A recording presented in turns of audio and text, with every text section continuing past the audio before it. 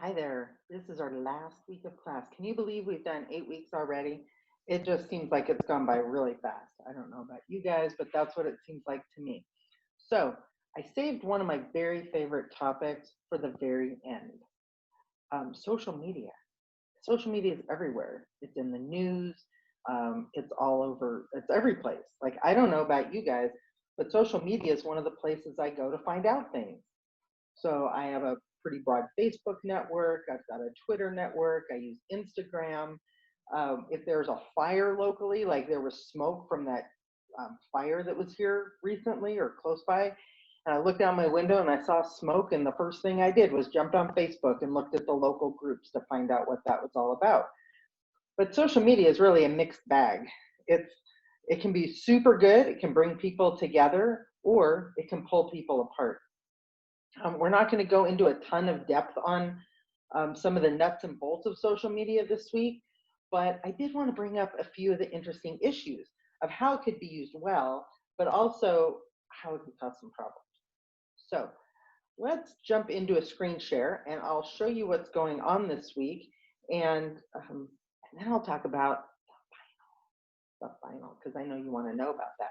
So as always, start off with, you're watching the video, so start off with the checklist. But what I did in the think section is we're doing a little bit of a choose your own adventure thing this week. And so this first one on think is the power of social media videos. And Ted has a whole, I think there's like 9 of them here, 9 videos that have put together that talk about some of the bigger issues that have to do with social media. So what I want you to do is pick 2 of them. You can watch all of them if you want, but I don't know how much time you have. So pick 2 of the videos, watch them, pay attention to the ideas, and make a few notes. Because in Zoom this week, we'll be talking about these videos. And it'll be interesting because odds are that you all haven't watched the same videos. And so we'll get a good idea of several different ones. Anyhow, like I said, there's 8 or 9 videos there. You're going to pick 2 of them to pay attention to.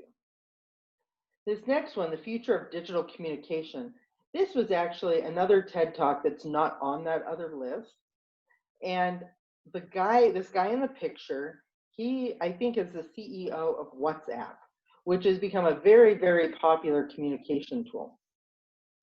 Over 1 billion messages are sent every day. And so this is more of an interview. He's not really giving a talk here, but he's interviewing the TED CEO, or he's interviewing with the TED CEO, Chris Anderson.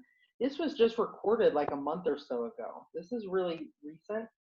And he's talking about the technology and protocols that are being put into place to ensure that privacy and security are definitely high on the protocol list. So that way people feel safe having transactions, having communications. So he gives a little bit of the technical details of how that's happening and some of the issues to think about.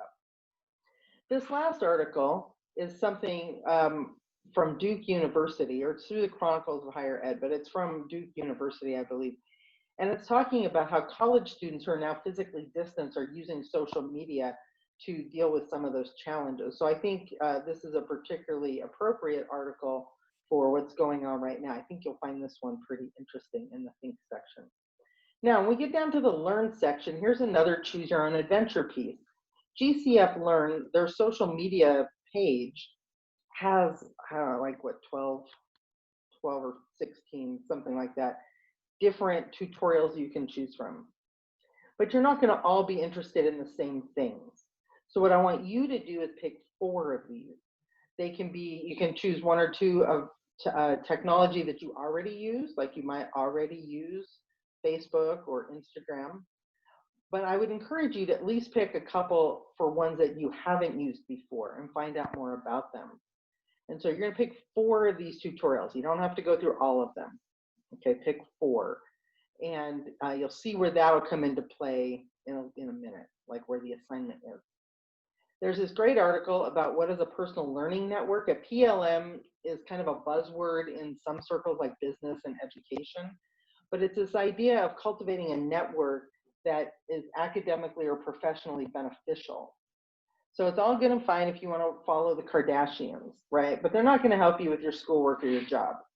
How can you cultivate a network of meaningful connections that will teach you and encourage you and perhaps make connections for you that will be beneficial down the road? This is a really short video right here, and it talks about that from the University of Southampton.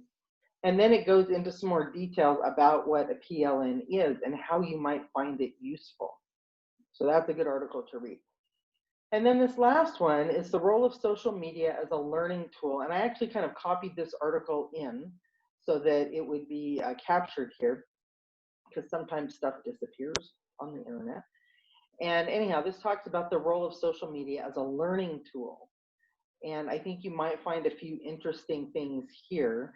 The original link is down here. It's from Ashford University staff. So you can go to the original link at Ashford University if you'd like. So that's the Think and Learn section. Most everybody has signed up for the Zoom discussions in the do part. And so definitely make sure that if you haven't, that you do that. And this is not the week to miss.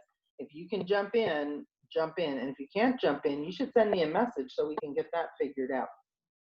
Under discuss for social media, and you'll find this on the checklist also, what the assignment is to, on the week 8 social media channel, is you're going to talk about how you use or don't use social media.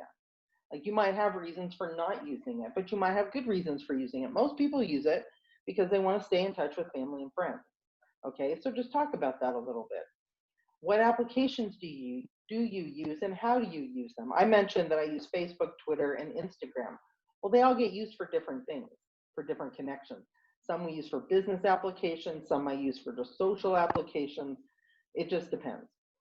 After reviewing, so don't do this one until after you've read all those articles and the videos and all of that, because what I want to know is, how did your thoughts change? I can't imagine that if you actually listen to all of that your thoughts won't change a little bit on social media. Social media has got a lot of caricatures, a lot of stereotypes, but it really is what you make of it. We'll talk about that in a minute. Were there any new ideas? And then you're going to list the 4 GCF tutorials, and all I want is a sentence or two about each one. What was your takeaway from each? You know, I learned about this, or I was surprised about that, or now I understand this other thing. So you're going to do all that in a post on Discord. Now, the part you've all been waiting for, and this is going to be a little tricky. Let me open the week back up, because the final's not available until Thursday. And when you try to, it won't even let you click on it, actually. You can't even click on it and open it. But if you come back Thursday, you will. And I'm going to make a short video to go with the final, specifically that describes the final. But in a nutshell, I'm going to have you look back over everything we've talked about. We've covered tons of stuff. And I know some of you took this class because you probably thought it was easy. And I don't think it's hard. But I think there's a lot to think about with any technology. There's a lot going on here. And so your final reflection is not going to be a bubble-in test. I mean, you should probably know at this point that we're not really doing bubble-in tests for this class anyhow. But what this will do is give you an opportunity to look back over all the things we've talked about and pull out the 3 things that made the biggest impression on you. And you kind of get to define what that means. Things that surprised you, things you found most useful. Anyhow, there'll be a series of questions on that. And so again, I will make a short video to go with the reflection so that you understand a little bit more about what I'm talking about there. So let me stop sharing, and I'll just wrap it up by saying, one of the most common misconceptions that I hear about social media is, oh, social media is terrible. All I see is, stupid stuff and people arguing and complaining, and that does happen. There's a lot of that, right? The thing people don't realize is you have a lot of control over your networks. You don't have to follow people who are posting dumb stuff. You don't have to follow people that are arguing. You can have quite a few privacy controls around your own account, and different applications give you more control, more or less control. It depends on the application. But on most of them, you can lock it down to friends only instead of friends of friends or public. And so one of the things that I would encourage you to do with social media is to look at who you're following and what you're following. Be careful not to create what they call an echo chamber. And what's that? Like, think about that. From what would the echo chamber be? It's where you only follow people that believe the same thing you believe. So when you say something, everybody's like, "Oh yeah, yeah, yeah." It's an echo. That's what happens. It echoes. So I build up a network that follows political things, education things, um, news sources from all across the spectrum, from super, super liberal to super, super conservative and everything in between. Not that I agree with all of it, but I want to know about it. I want something to bounce my ideas off of. And I have people in my network that I can say things and they'll come back and say, that's not like actually how that works. And I'm okay with that because I trust them and I know them. So I would encourage you in your social media use to build up good positive networks. In my 101 class, we go pretty deep into this because there's a whole chapter in the textbook about social media. And we talk about how do you build up a good network. But just keep in mind, if you don't have to follow people and you can block them from following you. So you do have a lot of control over stuff. Sometimes things just pop up, like you don't have control over that, but you have control over how you react to it. So I found social media, it's a little bit addicting. And if you think way back to the beginning, I had you watch that attention economy video. All that stuff's true. Like everything he talks about there is true. This is all designed to make you click and engage and interact.